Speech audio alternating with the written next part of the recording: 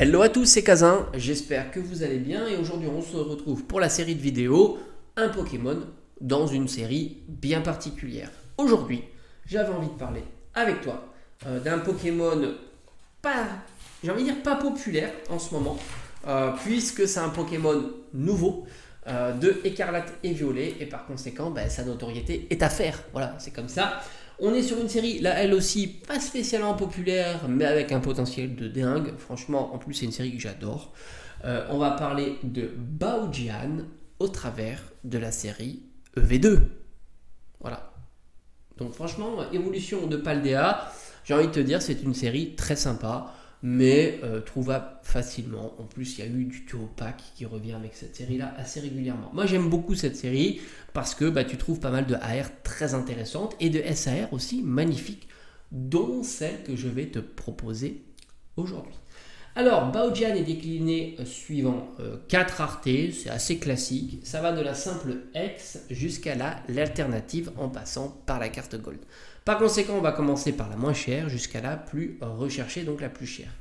La carte X se situe aux alentours de 1,50 € et si tu me suis depuis un petit moment, 1,50 € c'est vraiment le prix basique de ce genre de carte X. Donc si tu réfléchis sur le fait si c'est le bon moment ou pas d'acheter cette carte là, oui c'est le bon moment, tu la verras pas en dessous et si c'est en dessous ça sera à la marge comme j'ai envie de le dire, c'est-à-dire que c'est quelqu'un qui a envie de se débarrasser pour moins cher, mais ça arrive toujours sur n'importe quel prix, mais 1,50 c'est évidemment pas un mauvais achat.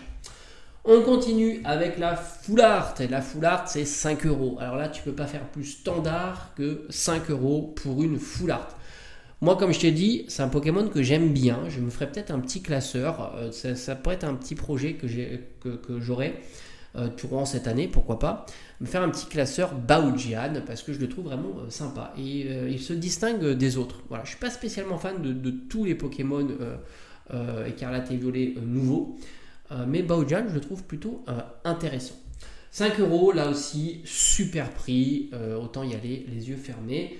D'ailleurs, la carte Gold, elle aussi, est gelée dans la collection. Elle, gelée. Il me manque uniquement Flamigator, je crois, parce que je l'avais acheté, mais la personne ne l'a pas protégé. Voilà, donc je l'ai reçu complètement décalqué. Par conséquent, voilà, elle a été remboursée. Hein, elle était vraiment, voilà, une carte Gold mise dans une enveloppe sans aucune protection. C'est pour ça que j'aime plus trop acheter sur internet parce que tu peux avoir, même si tu demandes d'être bien protégé, certaines personnes, je sais pas, pensent qu'en mettant juste la carte dans une sleeve et dans une enveloppe bulle, c'est bien protégé. Non, il faut que ça soit rigide, hein, évidemment. Et la carte Gold est ultra bon marché puisqu'on la trouve à 10 balles seulement. Voilà, franchement, tu as un combo carte X 1,50, carte Full Art 5 €.